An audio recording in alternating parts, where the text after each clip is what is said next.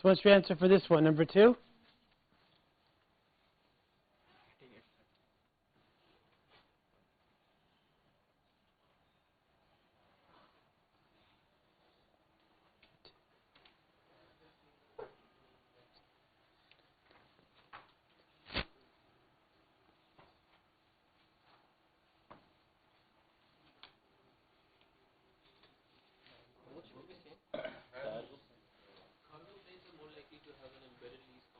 Why?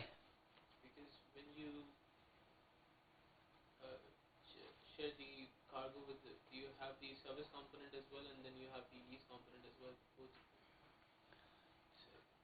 Cargo, because it's based on the capacity rather than, and have a lesser shared component as those we were discussing with the passenger seats. Passenger seats are more likely to have the lease component because they have to be designed in some way, like the branding and all the things.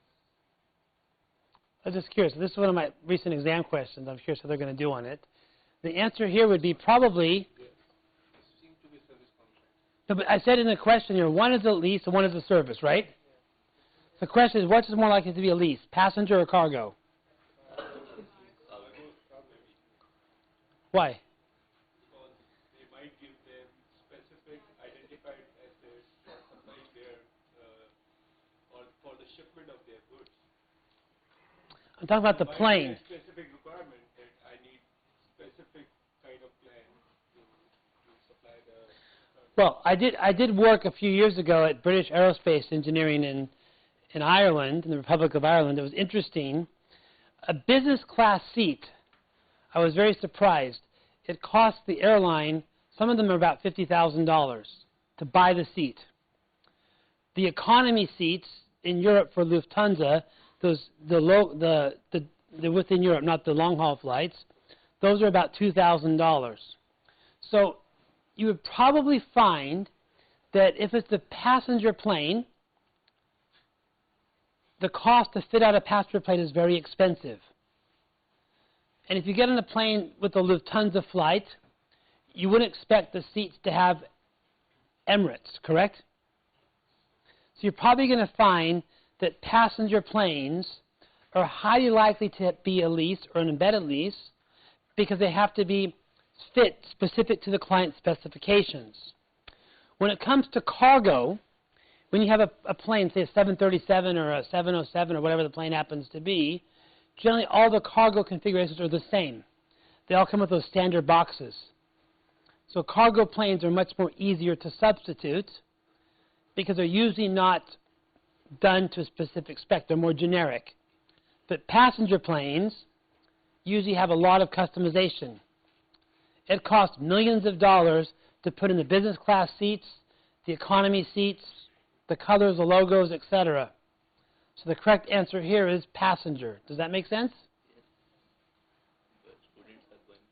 I'm curious what my students will be. Isn't that a good exam question for students? No, it is not. It's too hard? From the perspective of examiner, yes, but not from the too specific to be exam to be asked in any exam. All right, well, I'll see how they do. It's in the current exam. Part 3. Let's do one more. One more here. Part 3.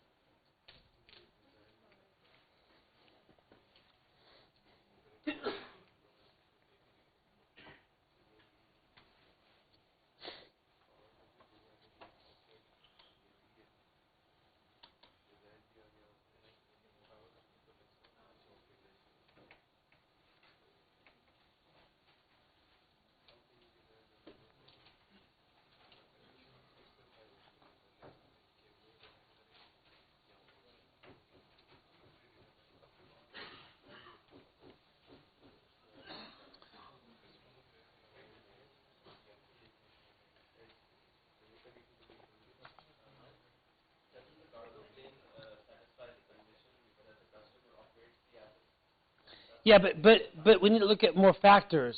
There could be a right of substitution.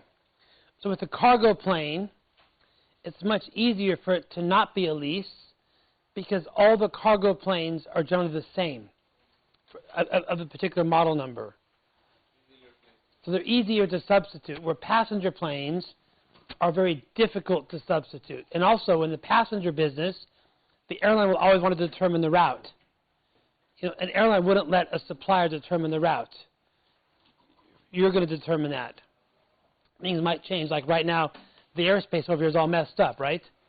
They canceled all the flights on Thai Airways because of the airspace issues last week. So all of these things, you know, you probably, as an airline, you would want to be able to control the routes. You wouldn't let the vendor. It wouldn't work.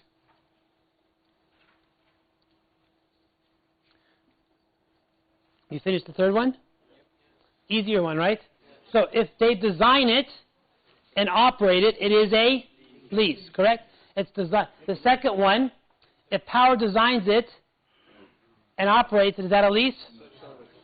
That's a service. And the third one, Power designed it and National Electric controls that use it, right?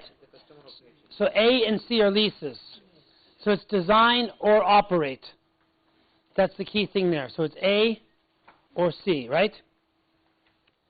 So generally, in this standard, the biggest challenge is do we have an identified asset?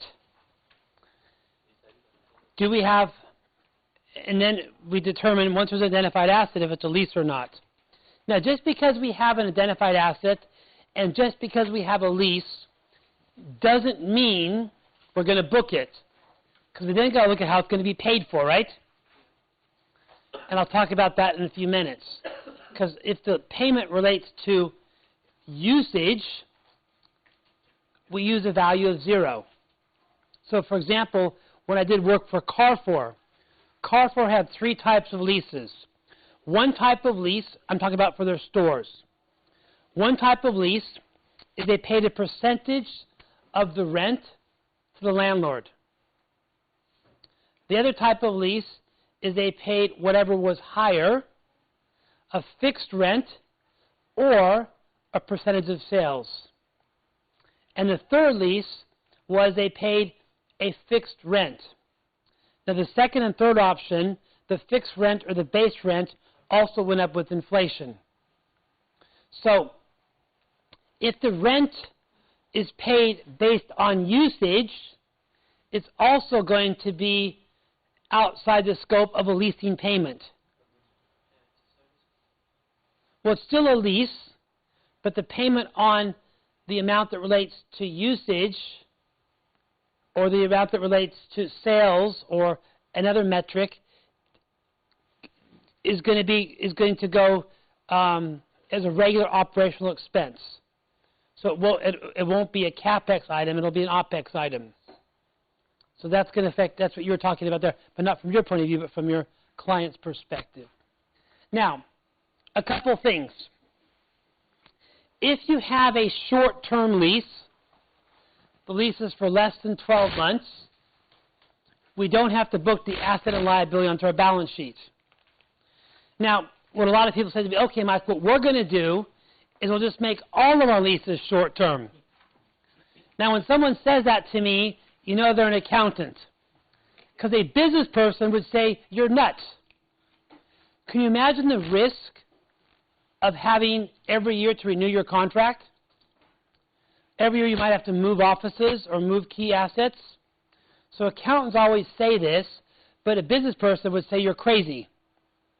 You don't want to change your business risk because of an accounting standard, right? That would be crazy. So if you go and recommend this to the CEO of the company, he might think you're not very smart, right? So don't recommend that. So the thing about this is for it to be 12 months or less, if there's a cancellation clause, it cannot be one-sided. Or you use the term break clause? No. They use that term in India. You don't call it a break clause? When you could break a lease in the middle? What do you call that? Termination. In India, we call it a break clause. So you have a 5-year lease on a building, but you can break it after 3 years. Or if you call it a termination clause. So when you have a termination clause, if the clause is, like for example, my office in India, I, the tenant, can cancel after 3 years. But the landlord cannot. The cancellation has to be on both sides to be a short-term lease. Number 2, so I sign a 10-year lease in India for my office. I have a 3-year termination clause. Does this mean in year 3 I have a short-term lease? No. Because what you need to do is make the assessment on day 1. It doesn't become a short-term lease just because you're now in the last year. You make the assessment for a short-term lease on day 1. So again, the key thing here is both parties have a right to terminate. In property, it's very common to have these termination clauses. But it needs to be both parties to be a short-term lease. That's probably one of the biggest aspects of this standard, right? Is we're going to take our leases for our property and bring them onto the balance sheet. So if you're a supermarket chain or a retailer chain or lots of retail outlets, this standard has a very, very big impact. It's a very, very... Sorry? Say that again? For all 15 years, in the balance sheet will be classified as a short-term lease? If both parties have a right to break it. But in practice, that doesn't usually happen. In practice, you don't normally have a 15-year lease with a break clause on both sides. That's very unusual. Do you have that in your company? No. Yeah. Most of the time, it's a one-sided break clause. And when it's a one-sided break clause, that doesn't count. In our country over here, there is a practice that there is 11-month leases. Property leases are normally for 11 months, the contract. But the tenant and the landlord both have the understanding that this will go on for a longer period. In substance, it is expected to go for 5 years or 10 years. Based on that, only the capex expenditure is done on the premises. But the contract is for 11 months and it is continuously renewable. So how do we take that? Okay. Is it a contractual thing or More of a pricing or renegotiated at every 11 months? The thing to bear in mind is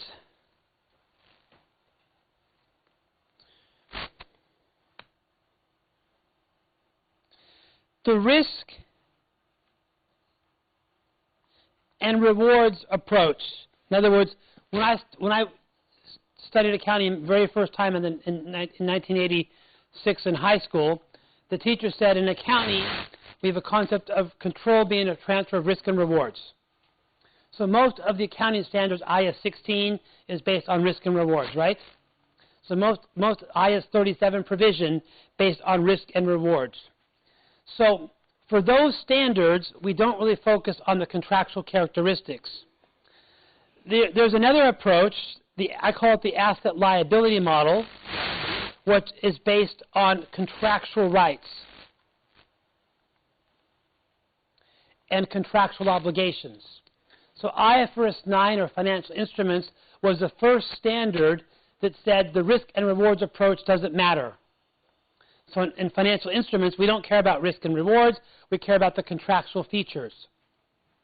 And this carried through to IFRS 15 and IFRS 16. So in IFRS 15 and IFRS 16, the lease is based on the contractual features. So even though you intend to stay there for a long time, even though you made an investment to that effect, if the contractual features allow either party to quit after 11 months, it's a short-term lease. The key thing you have to assess is, can either party quit? And if either party can quit, it is a short-term lease.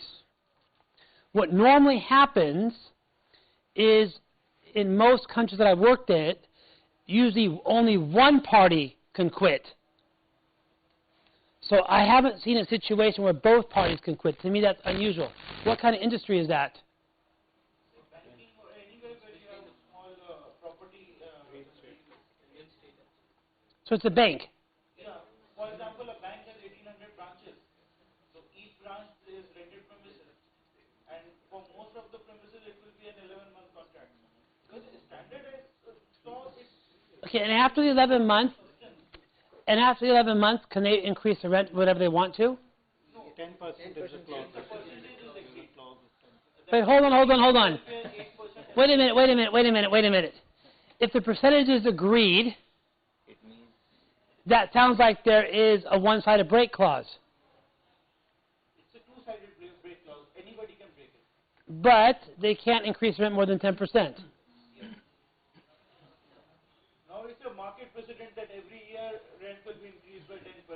So they agree it upfront that either 8% or 10% or 12%. But it's contractually, this is many times it has come under discussion also because, for example, the bank, it has done a lot of capex over the fixture and fittings. They have kept it in mind that it will be, for example, I will give you an example. Over here there is a branch of Leases Bank. They have put in fireproof and bulletproof glasses over there. There is a lot of major capital expenditure that is done, keeping in mind that this will go on for 5 to 10 years. But contractually it's 11 months. So how do you treat it from IFRS 16 perspective? my problem is it a genuine break clause? There is no break clause in the agreement. So if the tenant wants you, Both can break, both can leave. but if the landlord can genuinely make you break and leave, 'cause for example, in the UAE, I don't know the laws in Pakistan. In the UAE, I want to just make one point. 11-month clause is generally included from the legal perspective. Yeah, Because the if you enter into a contract for more than 11 months, then you have to get it registered with the authority. So to avoid the legal complications, it's tax evasion, tax. something like this. Purely based on contract. That's what I'm asking. That is it substance or is it contract?